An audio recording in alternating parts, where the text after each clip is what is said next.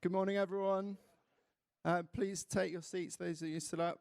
My name is Richard Davis. I'm Director of the Economics Observatory.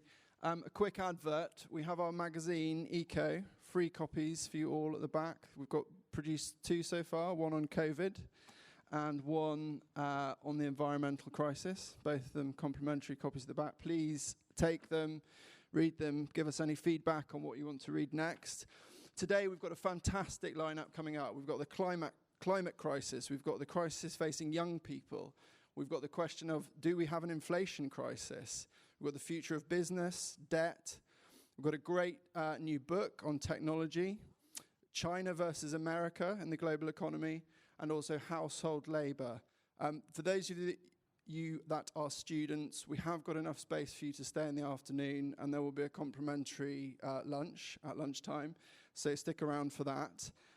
Now, our first session on the climate crisis is going to be hosted. We're really lucky today to have a journalist from one of the world's, if not the world's top paper, the New York Times, and she's going to lead a panel of experts that are going to discuss this huge question for the UK and global economy. So I'd like you all to welcome Eshe Nelson and her panel.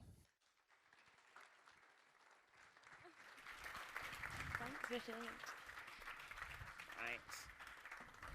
Right, good morning, everyone. Just bringing my coffee up with me because I don't know about how all of you cope with mornings, but I'm not the best. So I'm really excited to host this panel. I believe this is the 10th year of the Talking Economics Festival, but this is the first time we're doing morning sessions. I feel really honored to be a part of that. And I wanted to let you know that there is also conversations happening on Twitter too, which you can find at the Talking Economics and Economics Fest hashtags as well. I want to say straight from the start that I really want to have you all involved, asking questions and making sure this is like as interactive as possible. So do give that some thought. I'll be looking out for some questions very shortly.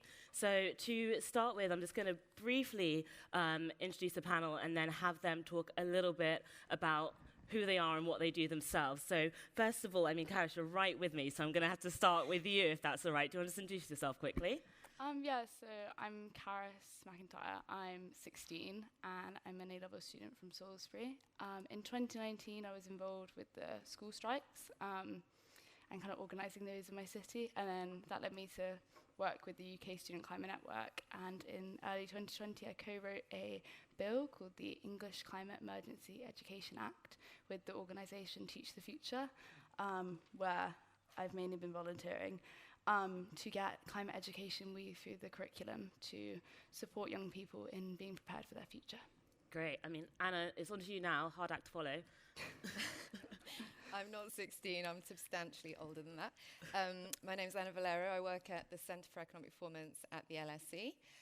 My background before coming back to academia was in business. So I was in the professional services as an economic consultant.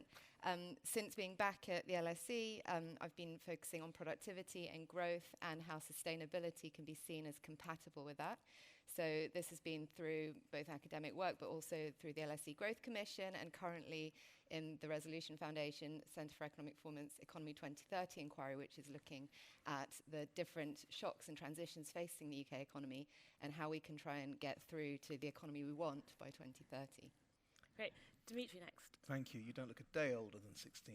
I, on the other hand, my name is Dimitri Zenghelis. I started my professional life, I think, as a sort of bog-standard macroeconomist. I spent 10 years at the Treasury as head of economic forecasting, running the Treasury model.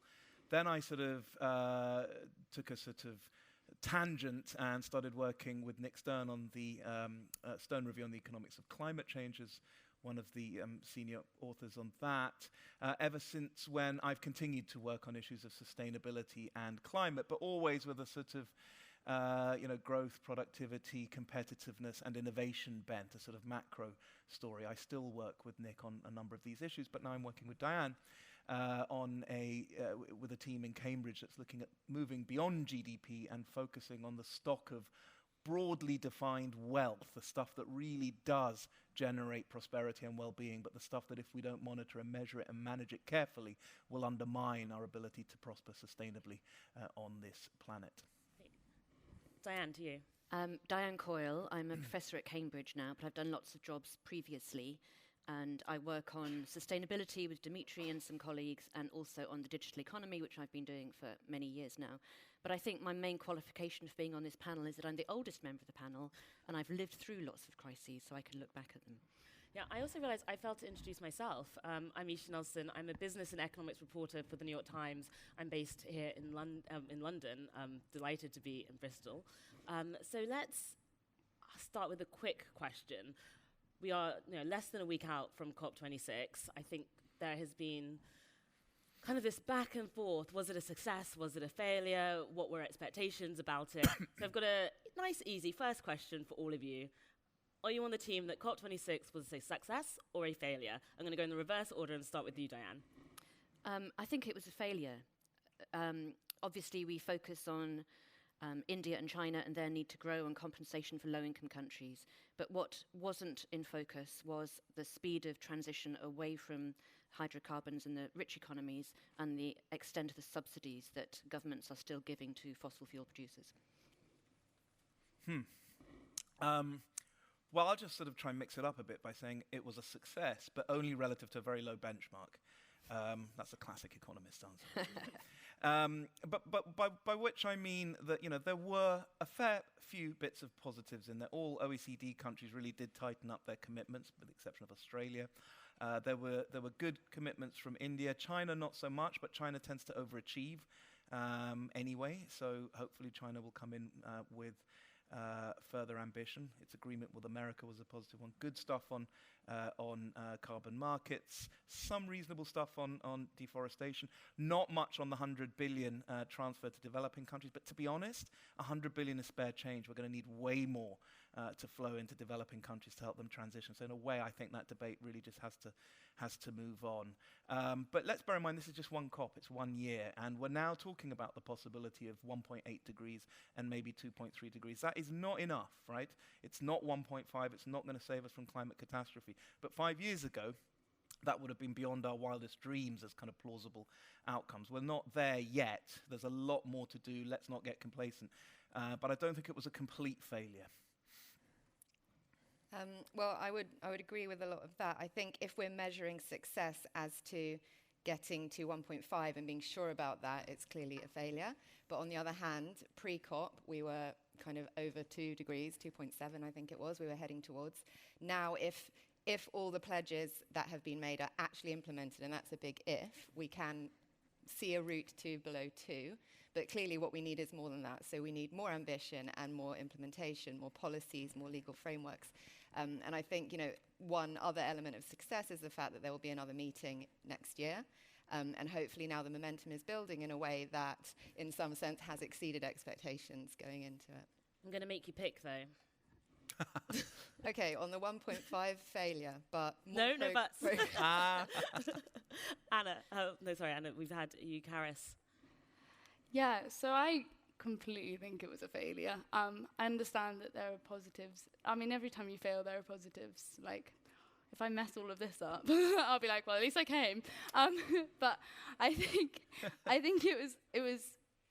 I was there protesting, and there was a lot of hope at the beginning of COP, and I think that's gone now. And I think hopefully things will get better. I think there were small steps in the right direction, but the Biden administration has just confirmed one of the biggest leases for oil and gas in the US history. It's more about the action that we see now in the following year before the next COP that matters. And I think it's a shame that more didn't come out of COP, and I think it's a shame there weren't more ambitious targets, but hopefully change will begin.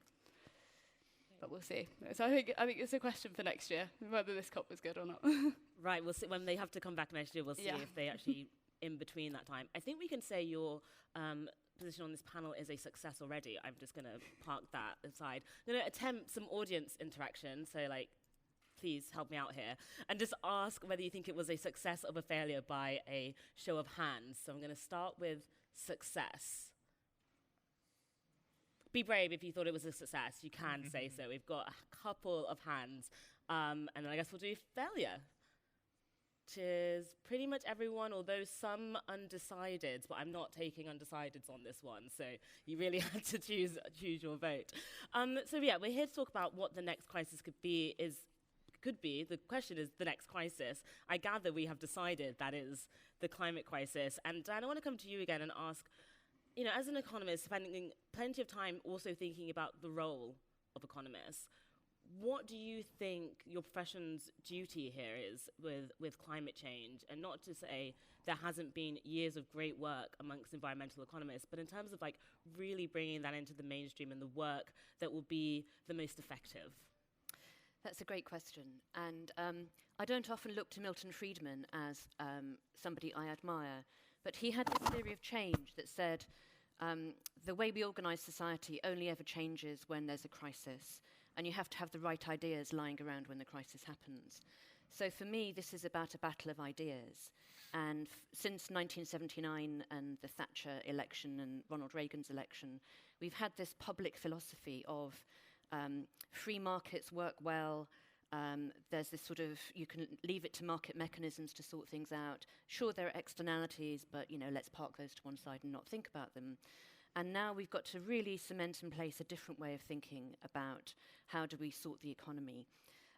So, for example, and Dimitri might want to come in on this, how do we achieve a transition to different kinds of energy generation and transport technologies?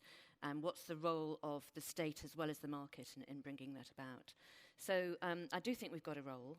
It's absolutely for economists to put in place that incredibly compelling analytical framework that we can do, but replacing this Friedmanite philosophy that has determined public policy for the past 40 years and be more realistic about it. Because if we don't get those ideas in place, then my failure of prediction is going to turn out to be true.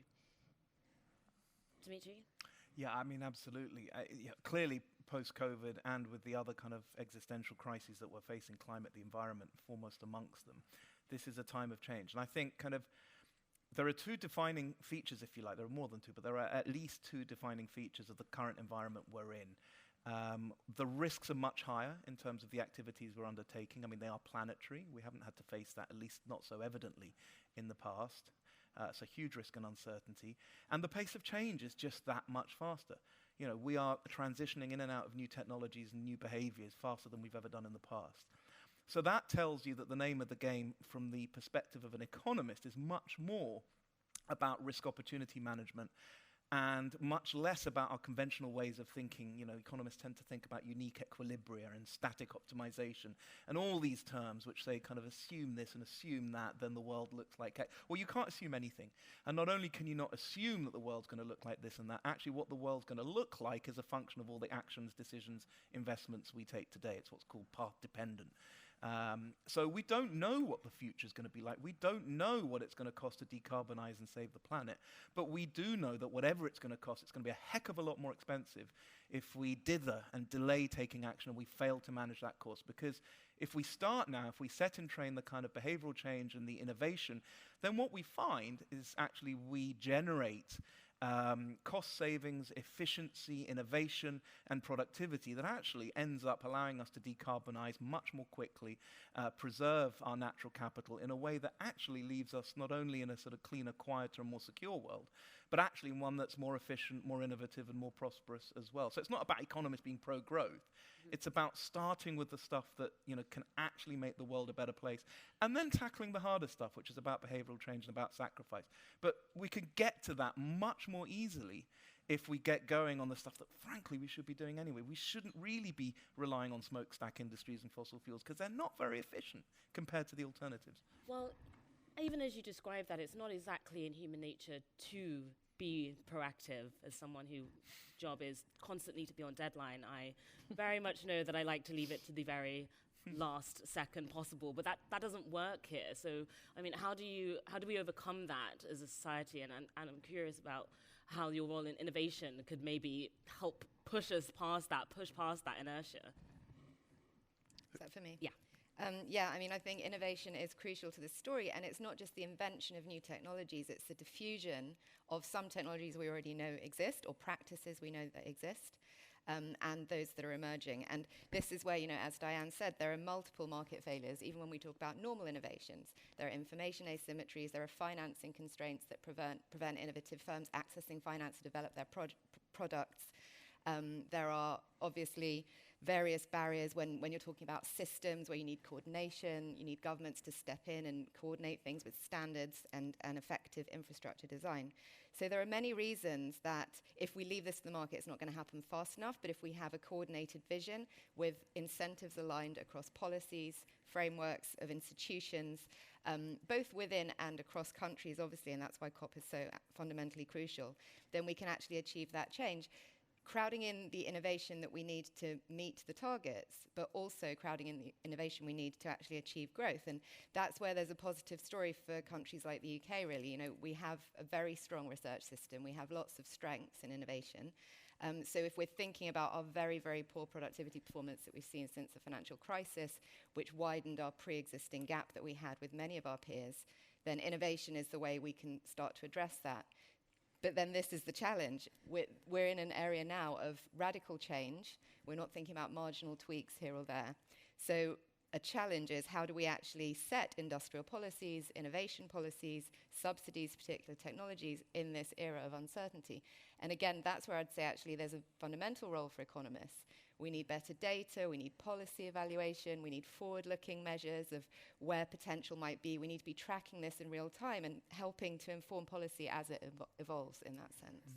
Yeah, I mean, that's a lot of information, as you say, that is needed that we don't currently have, but also back to your point around having kind of a long-term strategy here. I mean, Dan, you were here on the stage yesterday evening, kind of just mentioning that the UK has a tendency to chop and change its industrial strategy quite a lot. And so we do have these 2050 targets, but between now and even getting to 2030, when a lot of these interim targets are for, there's a potential for kind of a lot of change. I mean, how is the UK supposed to see us through to these points if we can't be sure that a vision and a strategy is going to be in place as long as it needs to be?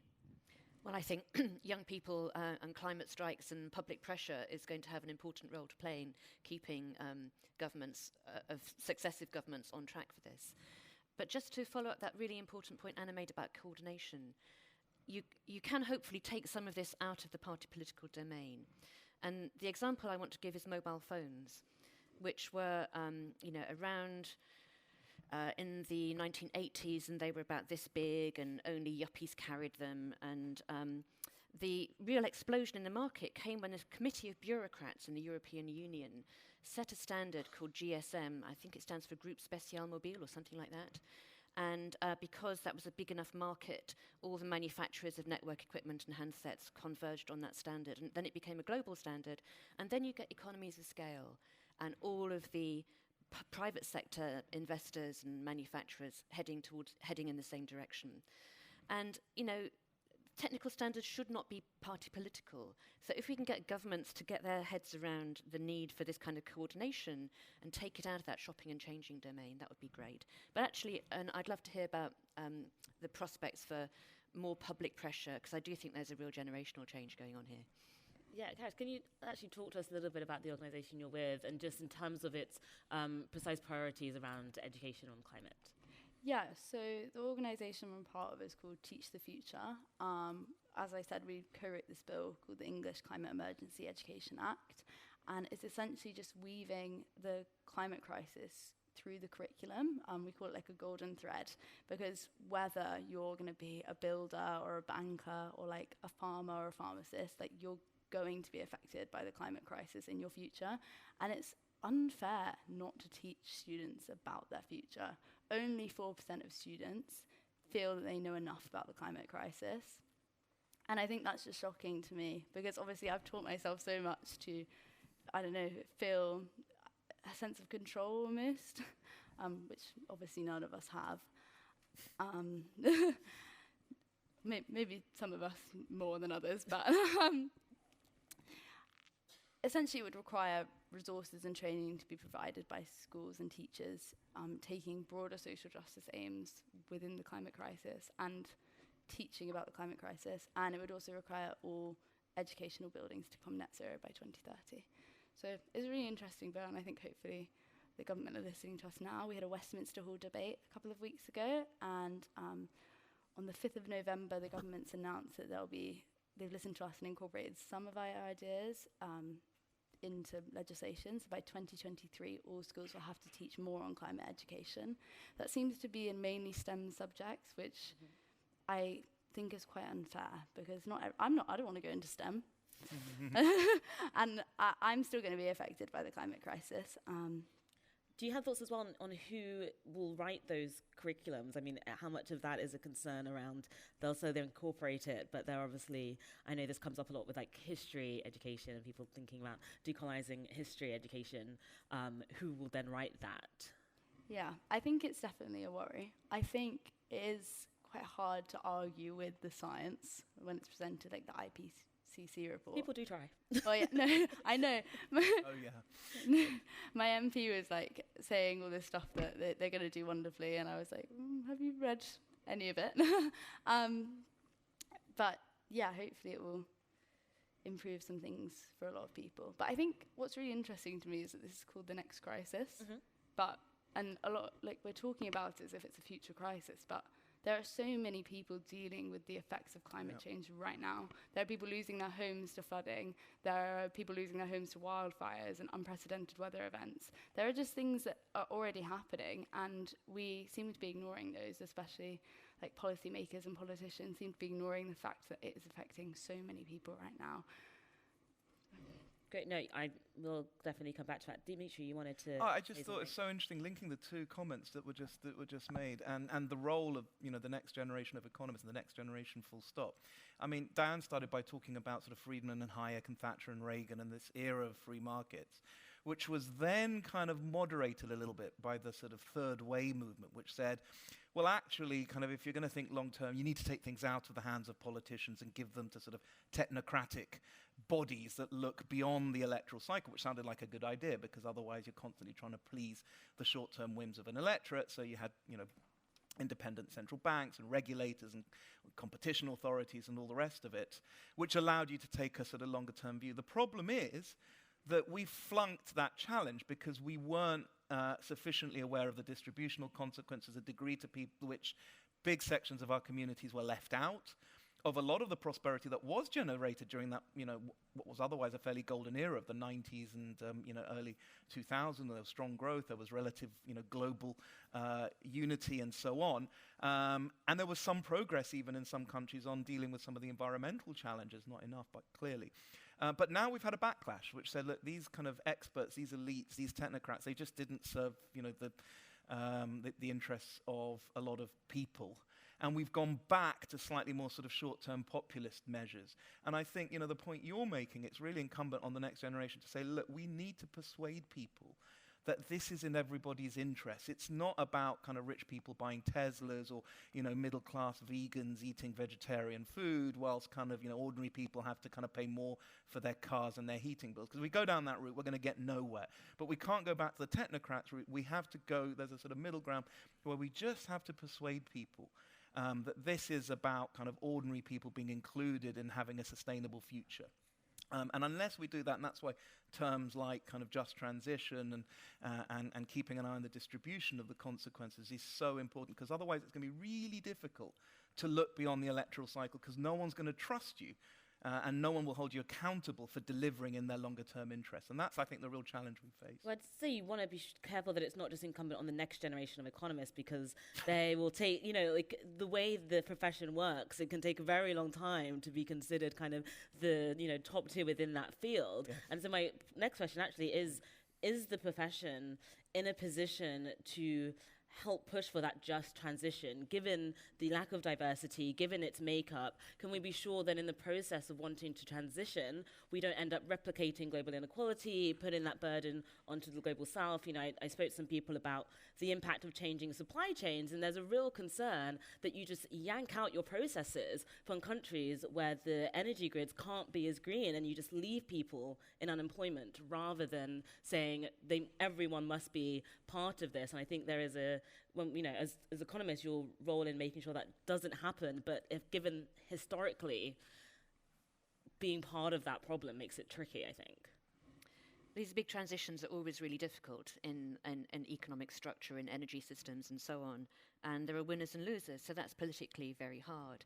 And, to Karis's point, this isn't just about STEM and sorting out the science. It's about the stories we tell. It's about literature. It's about how we perceive history, how we perceive geography and inequality. So all of that needs to come into it. But the curriculum is really important, what we're teaching the next generation of economists, as you asked about, Eshe. And so that's why a number of us have been very involved in curriculum reform, both at schools, but particularly first-year undergraduates, because those are the people who become the policy economists of the future, or the people working in financial markets in the future. Anyone else? Yeah, I could jump in. I mean, I think talking about the distributional aspects is absolutely key, both in terms of the job market, as you said, and the skills that are going to be required. In some recent analysis where we applied some occupational classifications of what is a green job to UK and EU data, we found that on the experience to date, we could say around 20% of jobs were somehow green. And that's not... Sorry, I don't want to touch, but just to make sure we understand, jobs that people are currently doing, you yes, said 20% of those count as being green. Directly and indirectly. So this is beyond just the engineers working on renewable energy projects. It's also going to include finance professionals, distribution managers, logistics people. It's a definition that's quite broad, and it looks at, there's one type that looks at, are there new tasks that are coming up due to the transition, which imply that you need more skills. So it's a story of skills, not only in the new generations who are currently in school, university, FE colleges. It's also on-the-job training for many. That's an area where we have a problem in the UK. We've actually seen a decrease in both the volume and the investment in on-the-job training in workers in recent years. So that's something that really needs to be addressed. And then when we think about the distributional aspects, absolutely, if we don't have people's perception of fairness in this transition, then we will lose support. Even when you have the support and the pro-environmental values, it can be hard enough to actually make the changes because something might be a bit too expensive. You might not have the full information on which choice is lower carbon, for example. But actually, we risk that if the distributional impacts aren't fair, then we will lose people's support. And I think that's another area where economists, the current stock of economists are very good at distributional analysis, looking at impacts of different policies or different changes at different parts of the distribution of income. As Dimitri said, electric vehicles, that's a very good example where if the government is supporting those, actually there can be a perception this is support that goes more to richer people because we know higher income households are more likely to have cars and EVs. And not only that, but higher income households are more likely to have access to off-street parking, which means they can access lower cost charging. So it's this, we have to just make sure the policies are in place to anticipate, to communicate these distributional impacts. Yeah. Well, I mean, one of the things we saw during the pandemic is that kind of disproportional impact. People in low-income households much more in need of job support, or maybe even having to still go to jobs that put them at great risk, and the concern that can just be replicated and is already being replicated by the climate crisis. To your point, Karis, that whether it's where you are in the world or even where you are within the UK and the effects of kind of pollution and poor health is one of the bits that we don't talk about quite as much as we think of, like rising sea levels and wildfires, etc. But how do you kind of manage that precise point of if the cost of transition becomes too high and too disruptive, you do lose people along the way? And I think we saw that very quickly with the spike in gas prices that we're going through now. We're seeing energy bills for households rising very sharply. We are expecting it to keep rising all through the winter. And we had coal plants back up and running because we needed that energy. And I feel like, how do you manage that transition and keep people on side? I'm kind of curious, as someone who is protesting, who is there agitating for change, obviously in the direction of governments needing them to do more, but also how do you think about bringing people alongside who are so concerned about the day-to-day? I think it's obviously going to be difficult for a lot of people, but I think the climate crisis is going to be a lot harder when it hits. Well, not when it hits, when we are suffering from it, we're going to care about it a lot more than policymakers currently do. I think that we're going to lose people, obviously, to costs and things, but I think if we educate our general public on the climate crisis and we make everyone understand why we're doing certain things and we try to do it in the most just way, I think we can make proper change and have support. I think it's going to be difficult, but there are ways in which we can make it less difficult. I want to see if either of you three want to jump in, but I'm going to come to questions from the audience in 2 minutes. So prepare. So we need energy costs to go up, or fossil energy costs to go up, so people use it less, and petrol costs to go up, so people use it less, and people will have to buy new cars if they've got an internal combustion engine. So there are going to be costs on people. And you've got to join up policies. You've got to compensate people. So if there are low-income families struggling with fuel bills, then they need to be given the benefits to help them cope with that, and that's the only way to do this. The costs of not doing the transition are much higher. You know, we're already seeing floods and wildfires in Western Europe as well as in distant countries that we've not visited. But we're going to see refugee crises and the flows of people that will come about if we don't tackle this quickly. The Siberian permafrost is defrosting, and ancient pathogens are emerging. So we're going to have infectious diseases rampaging if we don't do something. And the costs of not acting are much bigger. So compensate the people who are going to lose out. Okay. My last question before going to the audience is, Dimitri, can you tell us more about what you mentioned right at the start in terms of going beyond GDP and measuring all the other stuff, the social and natural capital, and just a little bit about what that means and why you think that's an important thing to do? Because I don't think not everyone agrees that you need to be putting numbers on some of this, some of these things. Well, you don't necessarily have to put you don't have to pull. Okay, so let's start at the start, and I'll come back to the numbers point. But we know the limitations of focusing only on GDP. I mean, GDP does what it does. It's a measure of income, output, and expenditure, right? And it's well measured, and it's comparable across borders, so we can use it. The problem is if you only focus on GDP, which we know isn't a measure of happiness or well-being, some elements of it are correlated with it, but only some, and you start comparing your past performance and your performance with your neighbours only on this one metric, then you will almost inevitably potentially undermine other things of value in order to focus on and subordinate them to the goal of maximising GDP and GDP growth. And that leads us into trouble, particularly when you fail to look at stocks of assets. GDP is a flow, right? It's a flow of annual income. Now, if I asked anybody, and you're all quite young, but if you got to the point where you had debt and mortgages and pensions and all the rest of it, and I asked you whether you felt prosperous, you wouldn't just say my kind of next week's earnings is X. You'd actually say, but I'm in debt, or I've got to pay the mortgage, or I've actually got a good pension, a good investment. You'd look at your assets. And it's extraordinary the extent to which governments do not even do this. Even their financial assets, governments don't even know really the full extent of that. We talk about public debt. Do you ever hear much about the public assets that debt's investing in? The value of the schools, the hospitals, never alone the social capital of having a cohesive and well-educated and functional, non-corrupt, law-abiding population, which is of huge value in terms of generating prosperity. So we're aware that there are things that we haven't focused on in terms of wealth, in particular, natural capital, which is the one thing that's clearly going in the wrong direction.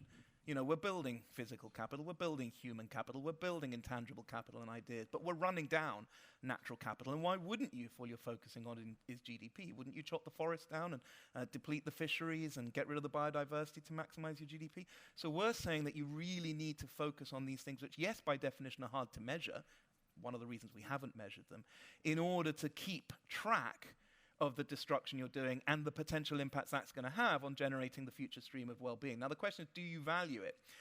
Nobody's saying put a dollar bill on the value of bees, right? The really worrying thing on natural capital, by the way, just as an aside, is it's the renewable natural capital that we really need to panic about, not the non-renewable stuff, not the stuff that we dig out of the ground, which we're always 20 years away from running out of, and usually we kind of either dig harder and cause even more environmental damage finding it elsewhere, or we substitute something else. What matters is the renewable stuff. Sounds counterintuitive, doesn't it? If it's renewable, why do we worry about it? Well, precisely because these renewable assets can meet these irreversible... Can you name some examples? Yeah. So they're things that reach irreversible thresholds beyond which, once you've depleted them, they don't come back. So fisheries, forests, in particular tropical rainforests, ecosystems and biodiversity, and of course the clean climate. Once you reach certain threshold, the thing gets out of control and you can no longer control it. Now, that makes it really difficult to measure because it's non-linear. But it doesn't mean we should ignore it and impute zero, which is what we effectively do. We don't have to put dollar values on it, but anything is better than zero, even if it's the wrong number. But at least we should monitor it in volumes terms. Is it going up? Is it going down? How quickly is it going down? What do the scientists say about whether we're close to a threshold? These are conversations that we need to have, and we need to have on an urgent basis. And we're not, because we're fixated by this one metric, GDP, for the most part. So it's better to I guess, say, risk undervaluing it than to not value it at all. Absolutely. Yeah. And that's where risk opportunity comes in, is to say, look, we just don't know, but hang on, are we going to take that risk? Because there's a 1 in 10 chance of something utterly catastrophic, even if we could sort of cross our fingers and hope that there's a 9 in 10 chance we might just get by. You wouldn't step on a plane if there was a 1 in 10 chance of engine failure. Why do we run the planet on that basis? Diane, I saw you nodding if there was anything you wanted to add. It's the things at the bottom of the food chain I was thinking about. I remember reading a book about a fish called a Menhaden, which I'd never heard of before. But it turns out that the entire fisheries of the world depend on feeding on this fish at the bottom of the food chain. So if it goes, there's no more fish. All right. Audience, we have one hand up. I want to just have everyone who has a question ready with a hand up so I know how many I've got. And I'm going to take 2 at a time. So I'm going to take both on this side, one here and one at the front. So, yeah, this lady here at the front, and then the lady in the green jumper as well, if there was a second mic to get to. No? Yeah, can you take the things? Yeah, my question, basically, going to what Dimitri was saying, I just think, how on earth can you put any numbers on anything we do right now? Like, you know, the buffer zones that we have, that the kind of areas of uncertainty, they're so small right now in when we're kind of, you know, doing policy, calculating prices, you know, on a kind of micro basis when we do pricing and, you know, when we look at how many fish to catch and what the kind of best level of that is. I just think it's ridiculous how we're still looking at maximising profit or, you know, making marginal revenue equal to marginal cost on a kind of economics basis. Should we not be minimising emissions? Should we not be completely kind of altering how we're looking at this? I don't really know if economic concepts are even right here. Surely we should be kind of reducing subsidies on a huge scale, you know, on fisheries. I don't know why we have any subsidies right now, because, you know, what we're doing is we're making the value of a fish in the ocean completely above what it's actually, completely below, sorry, of what it's worth. So we're by doing this, by having this government intervention, by making food perhaps more affordable, I don't actually think it's the right thing to do, because what's going to happen is, you know, there's going to be no fish left in the ocean, there's going to be no natural resources, no renewable resources as well, potentially. So my question for you, you know, a group of economists, is kind of, do you even think that there's an economic approach to this, or do you think we should be taking, you know, kind of drastic measures and removing subsidies, you know, calculating things in a different way, maybe putting tax on high emission things like flying and meat intake, and yeah, do you kind of think that this would be a better alternative than, you know, the classic economic kind of ways we're dealing with stuff right now? Thank you. And yes. Oh, it doesn't appear to be on. Let's get that sorted. It's fine. No, we'll get the microphone sorted for you. Thank you. Hi. Thanks very much for that. That was really, really interesting. My question is kind of along the lines of natural capital as well, but to do with how we can persuade, encourage, maybe even force private organisations to value their natural capital. And we often talk about it at sort of macro scale and on a national scale, but there's also lots and lots of private organisation with land and resources and things that are available to them that I think they should start valuing, and I'd be interested to know how you think we can kind of encourage that to happen. Mm-hmm. Great. I want to break up those questions actually into like slightly smaller questions, because they were really good, but there's a lot in them. So to start by talking about why, if there is a way that subsidies can work, I know the question was, should we just get rid of them entirely and then maybe not working, but is there a version in which they work? Is the problem where they're allocated at the moment? Let's start with that. Anna. I mean, I think we absolutely need subsidies and tax incentives, but we need them to be aligned with the goal. And I think the problem is now that they're not. When you look at analyses of kind of the effect of carbon price across sectors and different activities, there's real inconsistencies there. And, you know, an example in autumn budget was the fact that domestic travel is being encouraged through cutting the duties there, which is completely inconsistent with the kind of change we need. So I think, you know, my personal view is that when it comes to diet, we should all be valuing food in a much better way. We're used to this era of mass consumption where meat and fish, they're kind of just a commodity.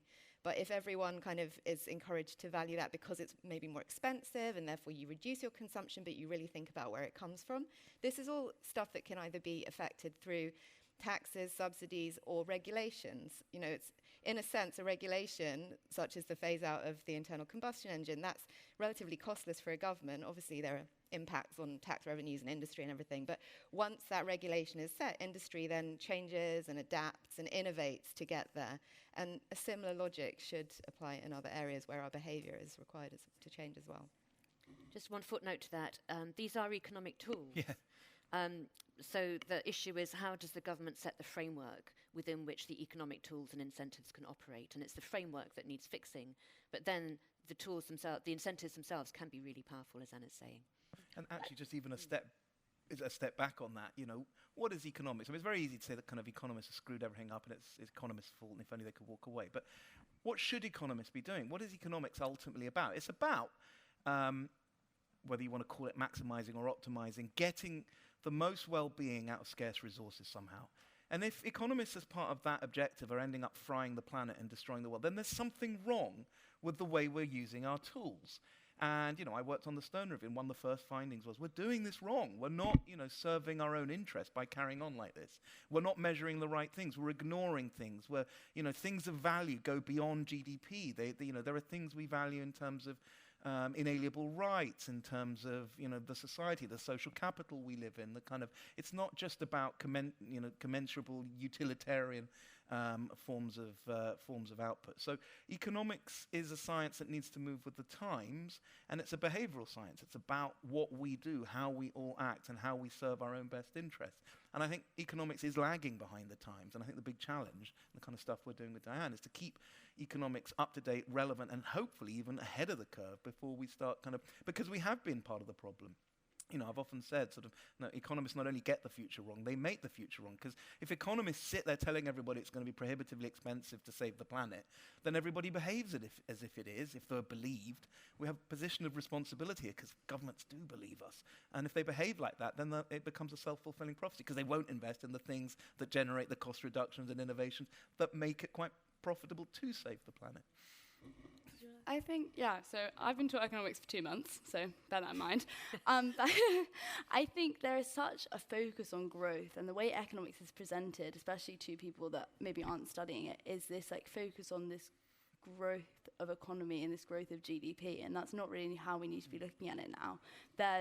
If we keep going up and up and up, we're never going to reach the goals that we need to in order to stay alive, to sustain our future. And I think that needs to be focused on. And I think actually economics it's really opened my eyes a bit studying at A level, because there's just such a lack of information to young people, to the public, on economics unless you're taking it or studying it. And I think it needs to be... It's why we do this. I was about to say, yeah, why we do this. Dispiriting to that, and it's why some of these things exist. But you're right, it's hard to keep pushing further beyond that. You know, you maybe gather a small people of who are engaged already in the subject, but how do you keep making it even more accessible and making it even more easy to understand? But Dan, I want to bring you in on Karis' point there about kind of constant growth, and if that really is the answer. Well, I think the character of growth is changing, and it has been changing for 20 years.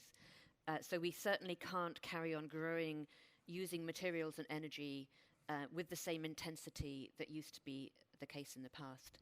But since around 1980, there's been a decoupling between GDP and the use of energy and the use of materials. So more growth, the things that we value and are willing to pay money for, is intangible stuff and ideas.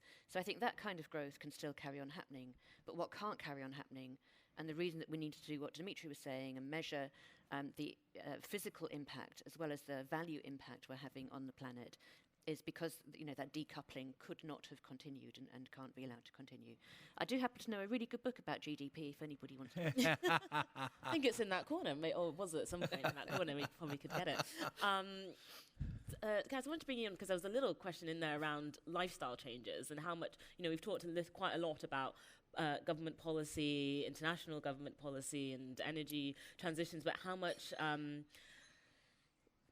the burden on individuals, I guess, and where you kind of put that in the hierarchy of things that need to change, and how aggressively and where you're putting your energy and focus.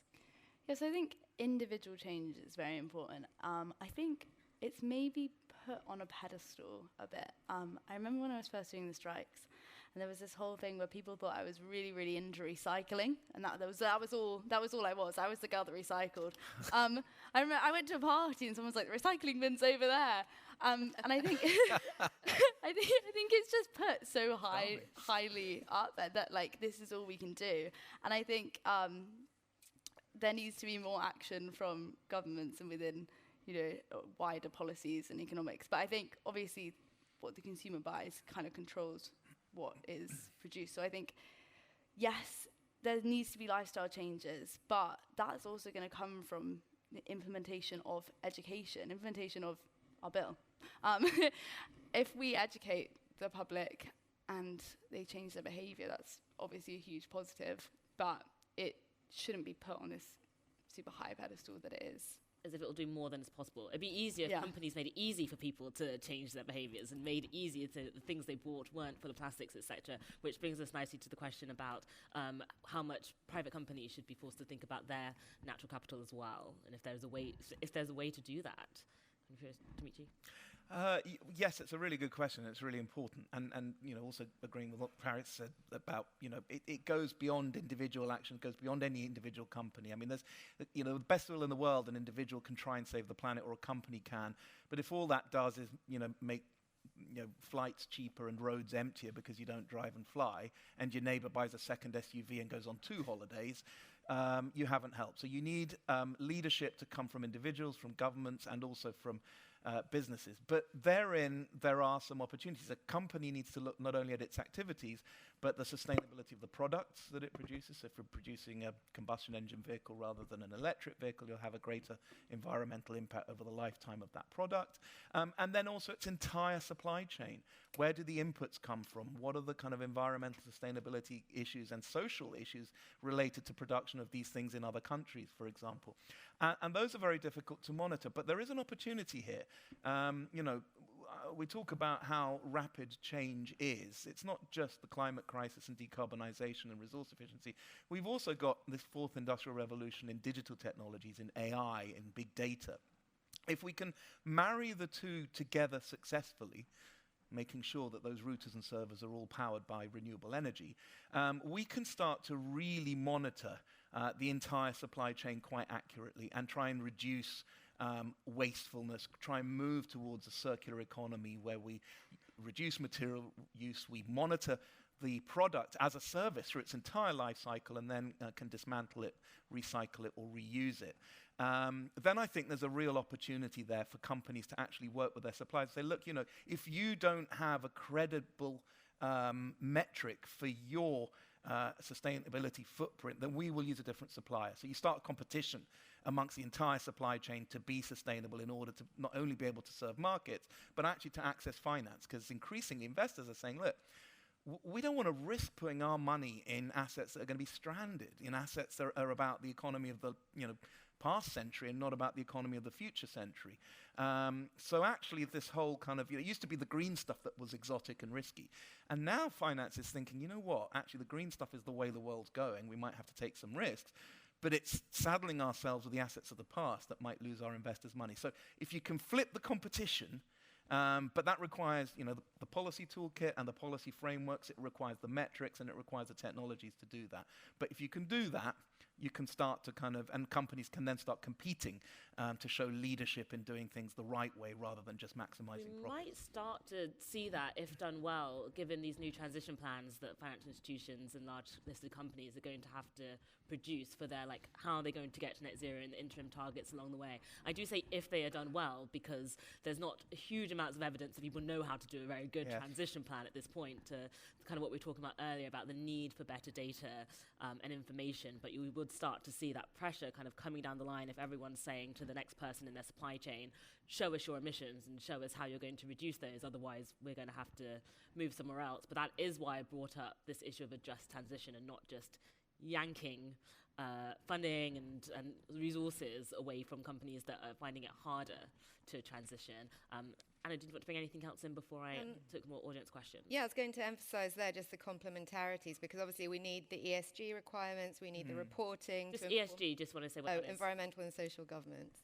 So the process through which companies are monitoring and communicating the aspects of their environmental and societal impacts, basically. But I think, so this will inform where the finance flows and therefore which companies will be able to grow.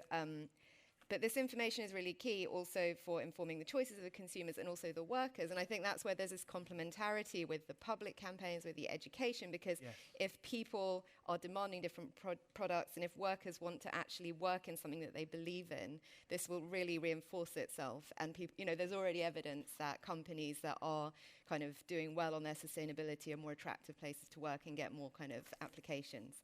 So I think it's really just getting into this virtuous cycle on this.